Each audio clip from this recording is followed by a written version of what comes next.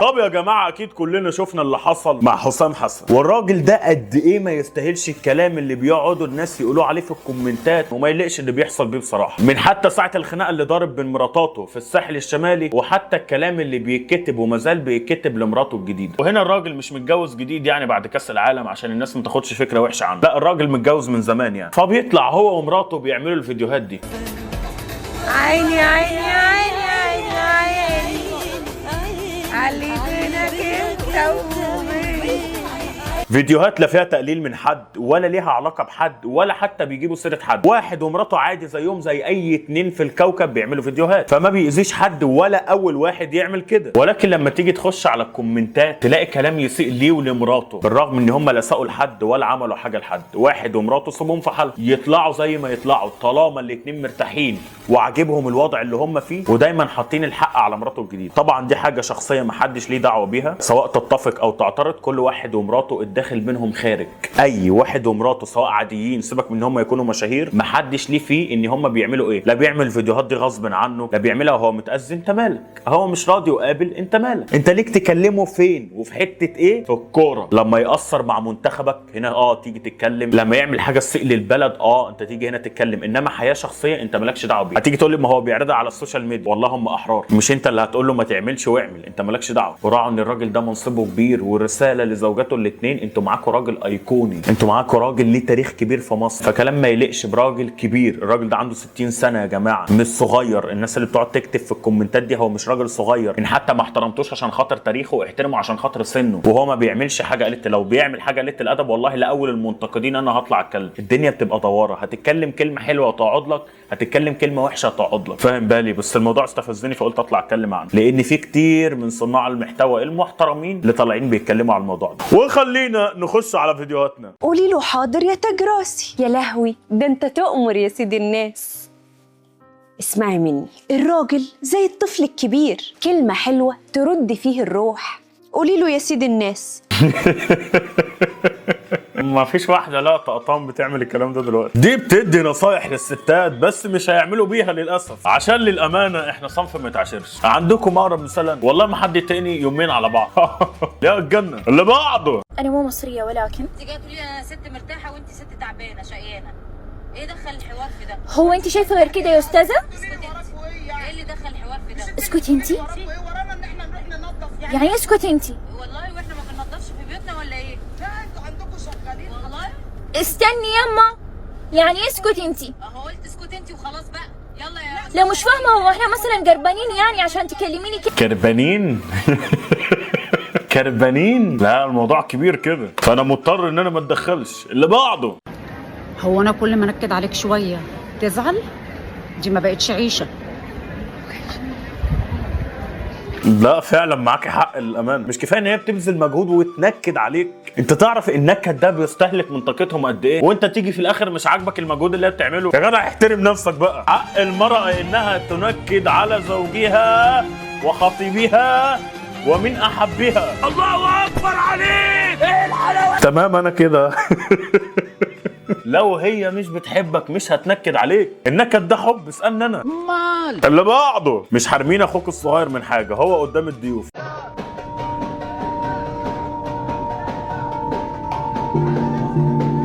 لازم يعركوا ويفضحكوا، ما يبقاش هو لو ما عملش كده. اللي بعده.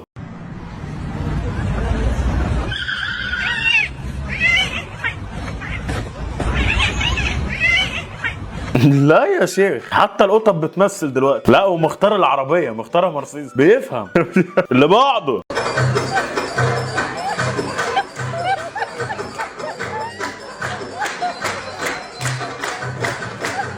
انا موت واعرف بتضحكوا على ايه بجد؟ ايه اللي بيضحك؟ يمكن الفيديو مضحك بس انا اللي رخم يمكن. اللي بعده. واخيرا راح نقول لبعض ايمت بدي هيك. ده نزلوا لنا الجزء الثاني. كملوا. ايمت بدي هيك اجي واطلبك من اهلك. بدي اجي واطلبك من اهلك. ما اعرفش عينه بص على الكاميرا ليه؟ بس انا غيرت رايي، ما عندي اتزوجك. ما فهمت ليش بتصور طلع في الكاميرا بتقولي ايش؟ شو بتحكي؟ بس انت شرطك الوحيد اني انزل لك القمر. يا ابني عينك ليها. لا انا عيني لازم تبقى هنا في الكاميرا عشان اشوف نفسي يعني. بس انت شرطك الوحيد اني انزل لك القمر. انت شو شرطك ان انزل لك القمر؟ هلا غيرت الشرط. شرط بفرض. هلا غيرت الشرط، لازم الاول تنزل لي النجوم. شو بدي افجر هالكوكب كله وما راح تكوني لحدا غيري. مين الروعة اللي بيعمل لك المونتاج؟ مين الرائع اللي بيعمل لك المونتاج؟ تحفة. وما راح تكوني لحدا غيري.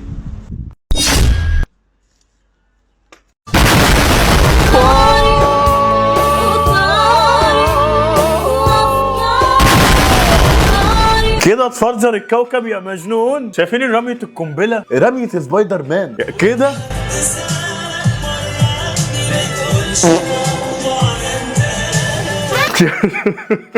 افلامك تحفه بجد. لا وقصه معبره. سوريا نمبر 1، الهند نمبر 2. اللي بعده لما جوزك يقرر يساعدك في المطبخ.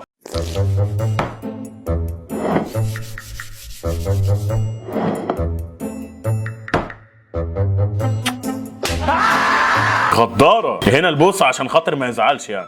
اللي بعده ابنك في امان معايا يا حماتي. انا من كله اكفيكي، انا هفضل ادلع فيكي، عمري ما حبيت قبليكي ولا قبليكي ولا بعديكي. انا من كله اكفيكي، انا هفضل ادلع فيكي، حته تانيه اوديكي. هو الواحد ليه غير بيت مراته في الاخر؟ الواحد ليه غير ان يترجل في بيت مراته؟ مش هما بقى يستتتوا، احنا نترجل بقى. مثل حي ان الواحد مهما يروح ويجي ملوش في الاول وفي الاخر غير بيت مراته، وواحده تستره في الاخر. اللي بعده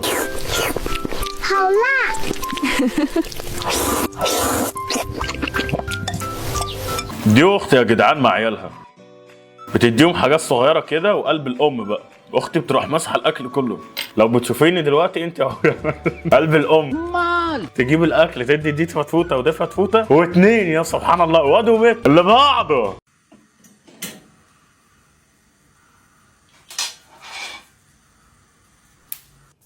يا حبيبتي، يعني انا مزعلك وكمان عامله لي الغدا؟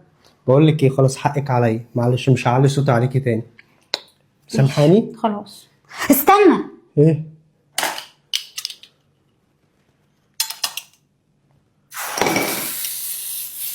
الو. اتفضل كل حاجه. شايفين يا جدعان الفكر الخبيث؟ يا لهوي يا جدعان. شايفين مسخنين له الشوكه على النار عشان يتلسع يتحرق يعني. وجاب بقى لما صالحها خلاص بقى حرام ما تتلسعش. قد ايه قلبك حنين بجد. اللي بعده احنا برضو كبنات مش هنتجوز واحد مشينا معاه يا سهل يا رخيص. بما ان الحب غرامه، بما ان العيش ندامه. يا امي اتكلمي ماما، ما باخدش انا واحده شمال. طب ليه كده؟ ليه تعشميه وبعد كده تخلي بيه؟ مش حرام؟ مش حرام عليكي؟ هيترد لك في اخواتك الشباب، ولما تجيبي شباب لما تخلفي شباب هيترد فيهم. مش هقول حاجه غير حسب الله ونعم الوكيل في كل بنت بتكسر قلب الشاب. اللي بعده التعارف على السوشيال ميديا. والله ما مليت وقتي ما حسيت يا حبيبه، وعد مني ننزل الكورنيش، والله لحلقك بوسه يا بسبوسه. انت في قلبي محبوسه وانت في عيني محروسه، والله ما مليت من كتر ما غنيت يا حبيبه، انزلي لي هيني تحت البيت. في حد بيتضايق من الحته دي؟ والله لحلقك بوسه يا بسبوسه. اللي بعده صرت مليونير بالغلط.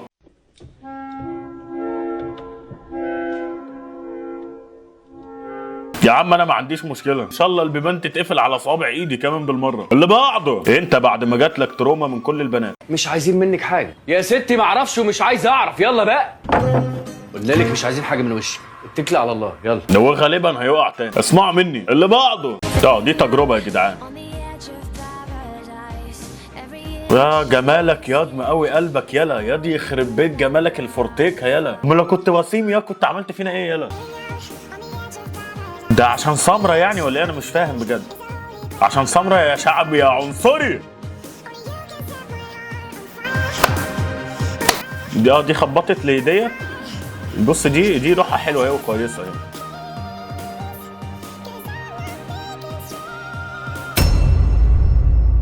انت طلعتي الوان الوان الوان الوان. عشان كده يعني هو يا كده يا كده يا طخه يكسر مخه. بعيد عننا. اللي بعده شو عم تسوي؟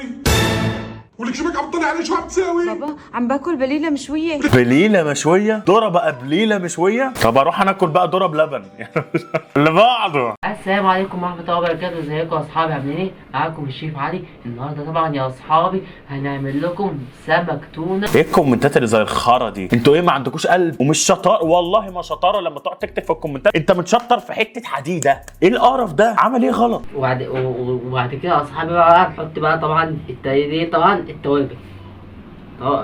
التوابل اللي بتخلي طعم السمك بيبقى جميل جدا. سيبك منهم، وصفتك زي العسل اهي وجميله وزي الفل وشرحك حلو، فاستمر ومالكش دعوه بيهم. وخلينا نرد على الاسئله بتاعت الناس، لان الاسئله كتير جدا يعني بسم الله ما شاء الله. انا بفكر افتح عياده واخليها لكم بفلوس. هتطلع تجر دلوقتي، خد تعالى. بهزر، انا عصبيه جدا جدا وبحاول امسك نفسي على قد ما اقدر، بس ما بقت بتخسر ناس كتير غصب عني بجد، مش عارف اعمل ايه. لا شوفي لك حد وشوفي لي حد، لان نفس الحوار برضه ده يدل على القلب الابيض، فما عنديش حل الصراحه. انا بنت وعندي 14 سنه وبحب ابن خالي عنده 25 سنه، واهالينا عرفوا وبعدنا عن بعض، وهو مش راضي يفهمني ولا عايز يرد عليا، ومش عارفه اعمل ايه وانساه ازاي، وهو لما يرد عليا بيكون بارد جدا ومش مهتم. اعمل ايه عشان يكلمني ويقتنع ارجوه؟ لا ما تعمليش حاجه، انت لسه عيله صغيره. 15 سنه دي انت طفله، فرق كام سنه بينكم؟ 11 بس لسه عيله صغيره، ما انتش فاهمه اي حاجه اصلا. تعملي ايه؟ تنسيه ولا تكلميه ولا ليكي دعوه تبلكيه من كل حته بلا قرف. ما بيحبكيش ده يا ماما. ايه الهبل ده؟ انا ليه مش بكون واثق من نفسي، واي حد بيقول لي كلمه بتاثر عليا جدا وبصدقها علما. عندي 24 سنه حبيبي الله يخليك. بص ده سن طبيعي، وانا يعتبر اتكلمت في الموضوع ده قبل كده، قايل لك قبل كده حب نفسك وما تصدقش اللي يقوله لك. تبقى الاهالي مربيه عيالها من غير ما تاخد بالها في حته ان هو يبقى الشاب مش واثق من نفسه من كتر الكلام السلبي اللي بيتقال. هقول لكم حاجه عني، انا اهلي بالمناسبه كانوا دايما لما اجي اضحك يقول لي انت بتعمل اعلان معجون سنان. كنت بكره اضحك وانا صغير، صوت ضحكتي غريب ماشي. غير ان انا كنت بتعاير كمان بالمناسبه من اهلي، يقعدوا يقولوا لي يسود والله. وكنت لما اجي افتح بقي او اتكلم كانوا يروحوا موقفيني على طول، يقعدوا يقولوا لي اقعد ما تتكلمش، ما تدخلش في كلام الكبار. بس ده كله ما اتحلش الا لما جيت كبرت. فالبني ادم شيء طبيعي ما بيتولدش واثق من نفسه والدنيا تمام كلها، لا بالعكس لازم تتعرض لده، لان انا شايف ده انسب حاجه تحولك من شخص يكون معدوم الثقه لاكتر حد يكون واثق في نفسه. لما تبتدي تحب نفسك بجد وتقعد مع ناس بتحبك بجد، مش بتصطنع الحب، لا تكون بتحبك بجد من قلبها، ساعتها بيطلعوا كل الحلو اللي فيك، بيظهروا فيك الحلو، فبتشوف نفسك بعيونهم. ولما بتقرب اكتر كمان برضو من ربنا، لما بتيجي تقرب من ربنا بتعرف ان ربنا سبحانه وتعالى خلقك في احسن تقويم. يعني انا كمحمد ربنا خلقني في احسن تقويم، وليا حد شايفني تمام وزي الفل وحلو ومالي عينه. مش شرط محمد يكون كل الناس راضيه عنه، لا اكبر غلط تفكر فيه ارضاء الجميع وارضاء من حولك. عندنا في مجتمعنا العربي واهالينا ما بيناموش الثقه فينا من صغرنا، بمعنى اكتر يعني هتلاقي الاهالي دايما بتقلل من كونك، بالذات لو انت اصغر واحد. في ناس بتبقى مفكره ان اصغر واحد في العيله بيبقى متدلع، بالعكس انا اصغر واحد في العيله وما اتدلعتش والله العظيم ابدا. فانت هنا ما تنمش ثقتك في نفسك منهم، لا. رقم واحد قرب من ربنا، لان لما بتقرب من ربنا قلبك بيبقى عامر بالايمان، وانا مش بعمل شيخ. 2 لما بتقرا قران وتتفهم معناه، مش شرط ان انا اختم المصحف في 3 ايام. ليه؟ لما بتتمعن كل كلمه بتعرف قدرك قد ايه انت غالي عند ربنا، وبتعرف قد ايه ان ربنا خلقك ضعيف، وده مش عيب. كل البشريه بتجيلها وقت وبتضعف، لكن العيب ان انا استمر على ده. لما بعرف نفسي من جوه واجي اقعد مع نفسي، وده مش عيب ولا جنان، بالعكس اقعد مع نفسك وحب كل تفصيله فيك حاجه مش حلوه. اديك مثال، انا كان بيتقال لي اسود، اللي هو لوني اسود، تمام؟ يعني بين العيلتين على فكره من ناحيه امي ولا من ناحيه ابويا كانوا دايما اسود، مع ان انا مش زونج يعني، مش للدرجه، بالعكس انا بحمد ربنا على لوني. فما تتاثرش بكلام اللي حواليك، اللي بيقول لك كلمه رايه هو فيك ورايه مش مهم. وتعود دايما ان انت ما تبحثش عن رضا الاخرين، المهم عندك رضا ربك سبحانه وتعالى، ثم انت على نفسك. اي حد بيقول رايه فيا مش مهم. اكبر غلط الاهالي بيربوك برضه عليه، يقول لك ما تحبش نفسك، انت اناني. انا بقول لك كن اناني، انت في مجتمع اناني. لما تكبر هتلاقي كل اللي حواليك انانيين، ما بيفكروش غير في نفسهم. خليك اناني، حب نفسك زي ما هي. اي حاجه هو ربنا خلقك في احسن تقويم، وهو خلقك على كده، ترضى باللي ربنا كاتبه لك. ما تتاثرش، اللي بيقول كلمه بيقولها اللي فيه بيجيبه فيه، رايه في اقرب صندوق زباله. ما تتاثرش بحد، وحب نفسك، حب نفسك وتقرب لربك. ده كل اللي اقوله لك، وربنا معاك ان شاء الله. يعني عندي مشكله، صحابي دايما بيتكلموا عليا وحش برغم اني بحبهم وما قصرتش معاهم في شيء. لبس بديهم، فلوس، خروجات، وكمان بسلفهم. انا موظفه بقالي 6 سنين في شركه، ومرتبي الحمد لله كبير، ومتكفله بنفسي دايما، بهتم بنفسي،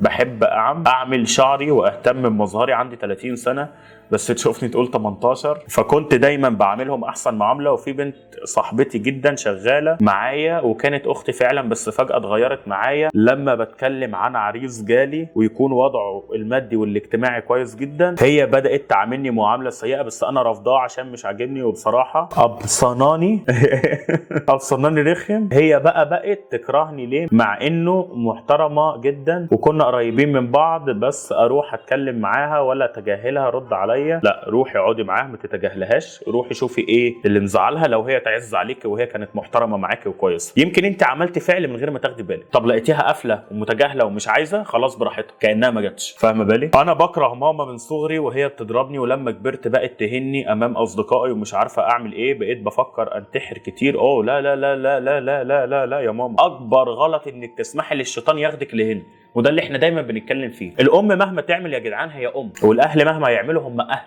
ابوك وامك ان كانوا نار تستحملهم. لكن حته ان انا اوصل بيا الحال ان انا افكر انتحر، فانا هنا هموت كفره. عارفه يعني ان انا اتبعت خطوات الشيطان وبقيت منهم؟ لان انا مؤمنه وعارفه ان بعد العسر يسر، وعارفه ان ربنا سبحانه وتعالى ما دقت الا لما فرجت، وعارفه ان ربنا سبحانه وتعالى ممكن يكرمك بواحد يغير مفهومك عن الدنيا خالص، يخليك تحب نفسك وتحب الدنيا وتحب كل دقيقه، وده هيكون عوض من الله سبحانه وتعالى. فما جيش ان انا افكر انتحر. ده الخيبان بعينه. لما بينتحر هو بيعترض على اراده الله. اولا انت خلقت للعباده. يعني لو هيجي حد دلوقتي يقول لي انا بعمل ايه في حياتي، انت مخلوق للعباده. لا مخلوق عشان خاطر شغل، لا مخلوق عشان خاطر واحده تحبك او تسيبك، او واحد يحبك ويسيبك او تتجوزه. انتوا مش مخلوقين عشان خاطر كده. رقم واحد وهي العباده، عباده الله سبحانه وتعالى. ممكن ربنا يروح حطك في اختبار يخلي اهلك يعاملوك معامله وحشه عشان تعرف انت قد ايه المعامله دي بتوجع، فما تعاملش عيالك فتطلع بذره صالحه وبذره نظيفه. اللي اتعمل فيك مش هعمله في عيالي، عشان يخليك ام او اب صالح يوصلك عشان يقوي من شخصيتك اكتر. لان في عقبات هناك، في حاجات ممكن يعطيها لك في المستقبل كبيره، فما تبقاش قدها لو شخصيتك ضعيفه او ضلوعت بابي ومامي. فربنا حطك في اختبار. هتيجي تسمعي للشيطان انت بعيده عن ربنا. افكر في الانتحار واقطع بحياتي، مش هتقطع الا بنفسك دنيا واخره. طب ليه ما تحوليش الحته دي لقصه الهام؟ تجتهدي اكتر في دراستك، تدرسي بشكل اكبر، تبذلي مجهود اكبر، تصري من جواك انك تبقى حاجه كبيره، تبقى رمز للالهام لغيرك، مش انك تفكري في الانتحار. الانتحار ده خايبه وضعيفه وملكيش لازمه. انا اخوكي مش هضحك عليك. لما تيجي تفكري فكره زي كده امحيها فورا بالصلاه بركعتين لله سبحانه وتعالى. عيطي لربك، ادعي لربك. ممكن ربنا يغير حياتك في لمح البصر. ممكن ربنا يكون شايل لك خير كتير قدام. انت لازم تمر بالتحديات دي والعقبات دي عشان تبقي قده. من ما بمر بيه من صعوبات فهو اختبار، وتجاوزه هيكون صعب، وعشت فيها هتكون صعبه جدا، لكن بعديه انفراجه كبيره جدا. بعد الصبر جبر، وان مع العسر يسر. محتاجه تقرب لربك اكتر. قله الثقه بالنفس والكره النفس والحاجات دي كلها بتيجي من البني ادم لما يكون بعيد عن ربه، فمغيب عن اللي ربك قاله لك في كتابه. انت مغيب تماما. ما انا بعيد هعرف منين؟ لما اقرب منه. ما بقولكش شيخ ورب دقنك واستلحي، او بنت تنقبي وامشي مش عارفه ايه، لا دي حاجه ترجع لك. لكن قرب من ربنا مهما كنت بتفعل ذنوب الدنيا والاخره. قرب، ما تبعدش. ربنا بيغفر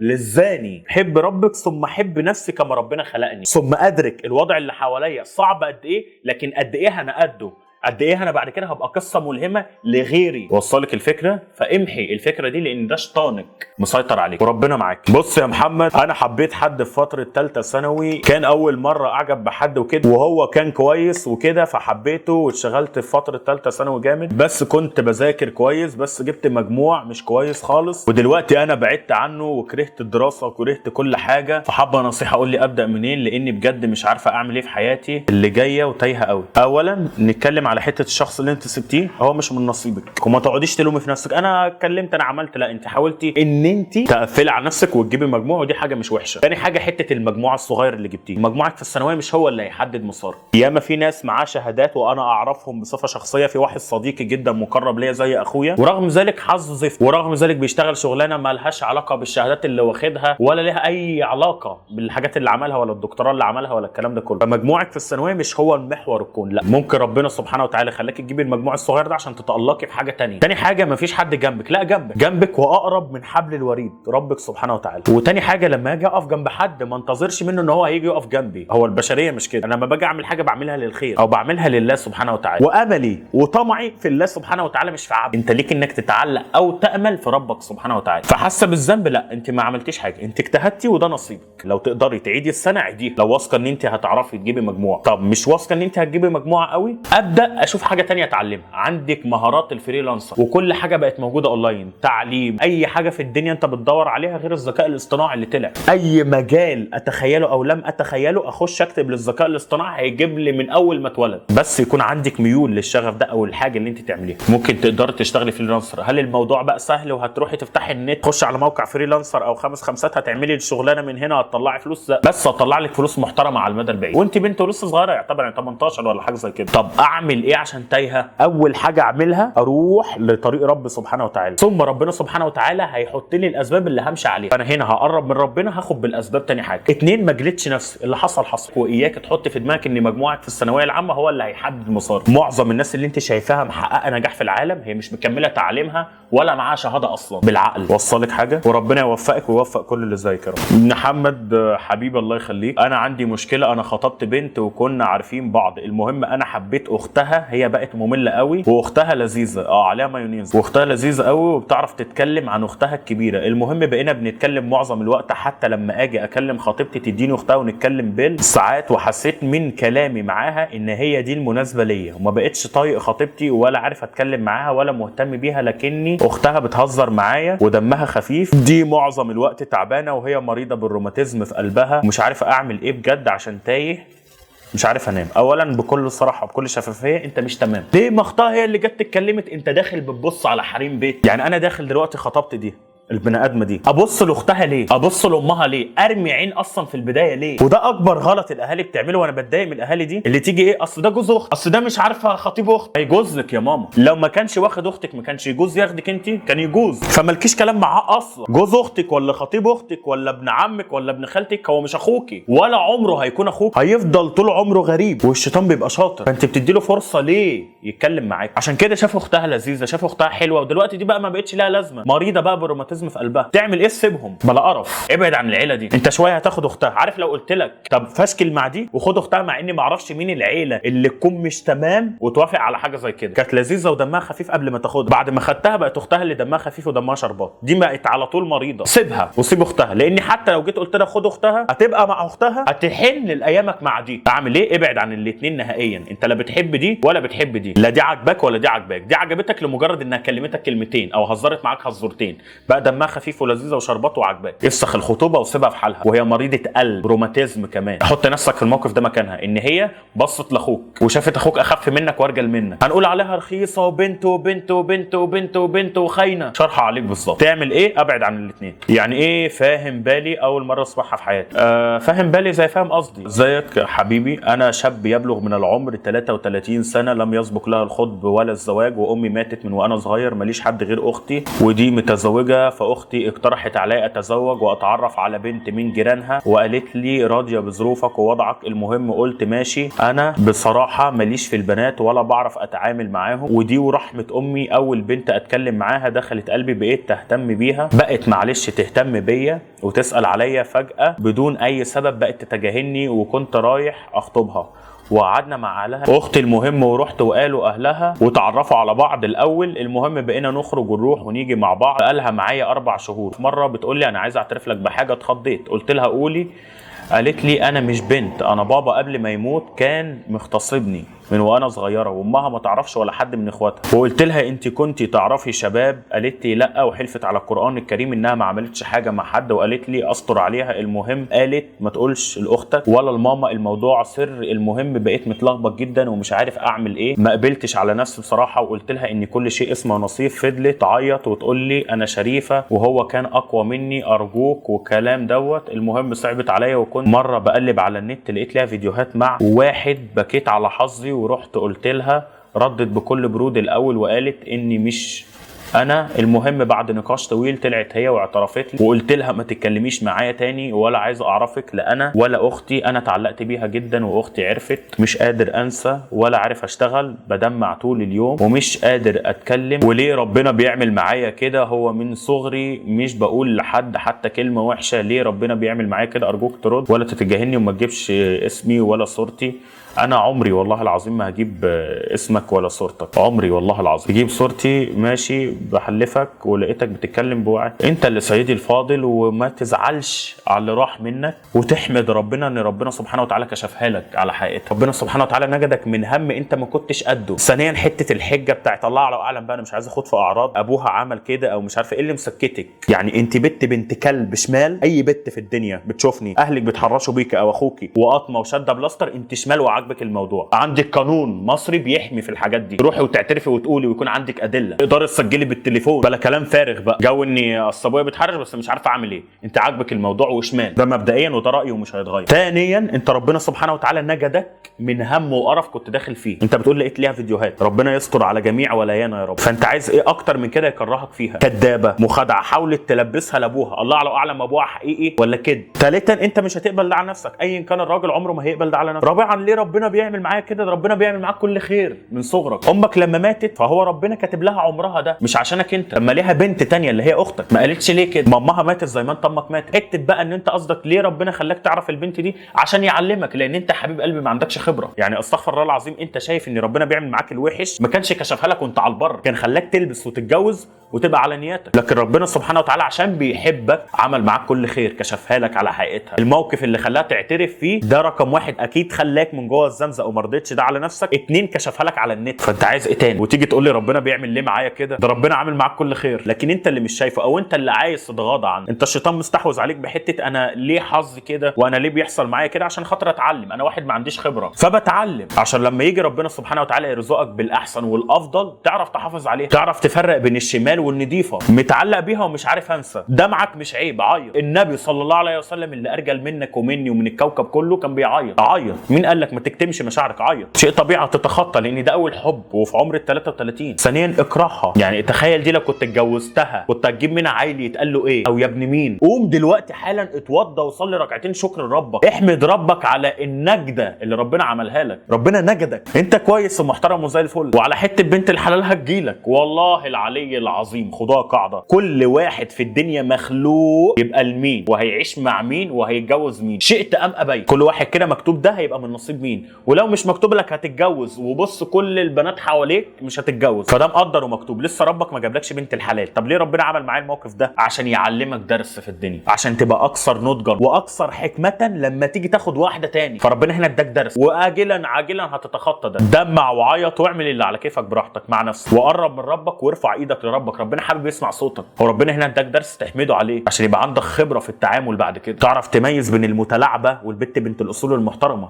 هتيجي تقول لي كل البنات متلاعبه، لا مش كلهم، في بنات كتير محترمه وفي بنات كتير متربيه. يعني لو جيت اي حاجه في الدنيا حلوه لازم لها نار في البدايه عشان تطلع حلو. فاحمد ربك على اللي انت فيه وانت مش ناقص. ربنا ان شاء الله هيكرمك ويعوضك خير كبير جدا انت ما كنتش تتخيله، وهيرزقك بواحده تصونك وتحبك، وواحده تكون عوض بدل القرف ده كله. ثانيا لا تعترض على امر الله، لان امر الله سبحانه وتعالى هو نافذ، ولو انت بتشوف الغيب هتختار اللي ربنا كاتبه لك. يعني لو العبد يطلع على الغيب لاختار اللي ربنا سبحانه وتعالى اختاره له. فربنا ادرى مني ومنك. ساعات البني ادم بيمر بمنحنى في حياته يقعد يقول انا ليه كان بيحصل معايا كده، بعد فتره او سنين ربنا سبحانه وتعالى عمل معايا الصح ويشكر ربنا على الموقف ده. فانت احمد ربك على الموقف ده، فاحمد ربك وانت زي الفل، وقوم صلي ركعتين شكر ربك وارفع ايدك، ربنا عايز يسمع صوتك. وهتعرف الموقف اللي انت فيه ده حتى لو كلامي ما جاش على هواك دلوقتي. اسمعني انا زي اخوك، هتلاقي العوض والجبر وحد انضف واحسن من دي 100,000 مره، وهتشكر ربنا ان ده حصل في حياتك، بس عشان يبقى عندك خبره وتعرف تتعامل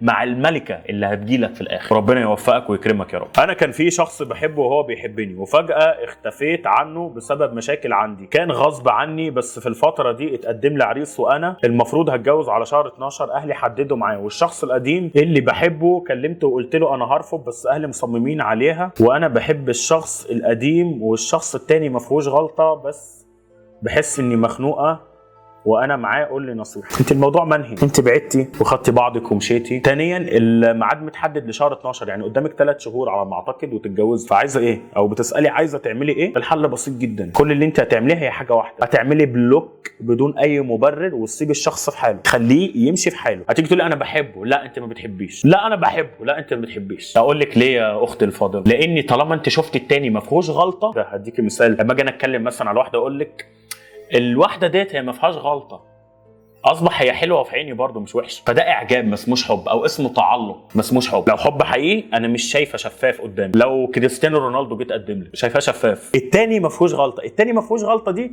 يعني كويس والله مش وحش. طالما انا شفت ان ده كويس مش وحش، لا يبقى انا كده ما بحبش ده. طب اعمل ايه وانا قدامي 3 شهور عشان ما ادركش ان انا اكون محطوطه تحت بند الخيانه؟ اعمل ايه؟ اخد بعضي وابلك الشخص ده نهائيا وخلاص، ارضى باللي ربنا كاتبه لي واحاول اتعايش مع ده. ليه؟ عشان الشيطان هيخش لك من ناحيه اني كلميه او تواصلي معاه، بالذات ان التاني انا مش حابه. لو مش حابه نفسك معاه مش هقول لك الصحيح، لان انت شايفه ان هو ما فيهوش غلطه وكويس، بس انا مش حابه نفسي معاه عشان لسه في اثر تعلق من القديم. ابقى ضلالي لو جيت قلت لك طب كلمي القديم وخليكي مع الجديد وشوفي، ابقى مره مش راجل. بس حتى لو الحق هيوجع بس يتقال، وما تكلميش التاني لان هتتحطي في بند الخيانه. ودي فرصه من هنا لل3 شهور. طب شايفه والله ان انت مش قادره ومش قادره تكملي، يبقى اسيب الشخص في حاله ما اعيش معاه. مفيش حته بعد الجواز هتحبيه كده. انت هتحاولي في الفتره دي تبعدي عن التاني بشكل تام، لا للتبرير باي شكل من الاشكال، لا تبرري ولا تتكلمي، اختفي من حياته. هيتوجع يتوجع بس عشان هينسى بعد كده وهيتعلم، وانت اهو ربنا دي هيعوضك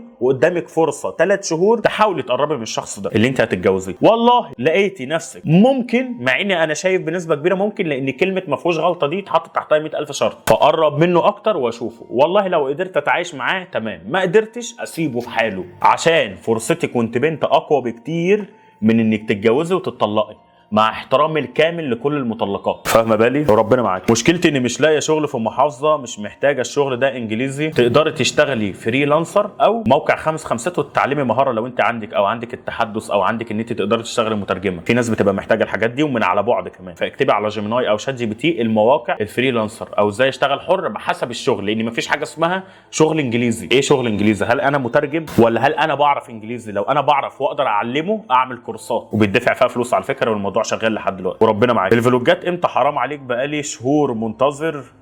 انا اسف والله العلي العظيم، يعني انا عارف ان انا بوخت في الحته دي. انا كنت جايب حد يشتغل معايا في حته الفلوجات دي، بس الشخص عايز فلوس وكده، فانا ما قدرتش اكفي. غير المصاريف بتاعه الفلوجات بتبقى مدفوع لها فلوس، فاهمين بالي؟ غير الفلوجات اللي خربت اصلا، يعني في حاجات مثلا اتصورت وما كملتش وكانت حالتها حاله والدنيا زي الزفت. فان شاء الله باذن واحد احد ان شاء الله كلمة أخيرة، على أول سبت في شهر 9 هيكون الفلوجات نازلة، ويا رب ما يحصلش عليها مشاكل، ويا رب بقى في الآخر تعجبكم. ماشي. وأحسن شيء خطبت أردنية بتعرف تحكي شامي؟ طبعا أكيد بعرف أتكلم شامي، أنا بعلمها مصر هي تعلمني أردني. أنا بعرف أقول إيشي وبعرف أقول بدي معكرونة شرب مية بدي إيشي. وعد ما راح أنكد عليه، هي دايما بتقولها لكن بتنكد برضه. هي بتيجي تقول أنت عايزة إيه وبقول لك إيه حبيبه قلبي. وبكده احنا وصلنا لنهايه الفيديو. اسف ان انا ما ردتش، بس اكيد الفيديو هيطلع طويل جدا لان في اسئله كتير، اكتر من 345 سؤال، بس انا ما جاوبتش غير على دول ووقت الحلقه والله، فبعتذر لكل واحد والله العظيم بعت على دماغي. وان شاء الله ان شاء الله ان شاء الله الفيديو بتاع الاربع الجاي عيد المشكله بتاعتك لو ما اتعرضتش، وان شاء الله تتعرض. وشكرا لكل واحد بيوصل للدقيقه دي، ودمتم دايما في رعايه الله وحفظه. اسف لو طولت عليكم، السلام عليكم. فيديو جديد خلص بس الاكشن لسه شغال، يا عيلة محمد صبري رجالة في اي مجال. دوس لايك اشترك عشان الجاي زلزال، محمد صبري ده الدولة مفيش كلام يتقال. اشوف وشوشكم بخير، سلام يا ابطال. محمد صبري وحش الكون.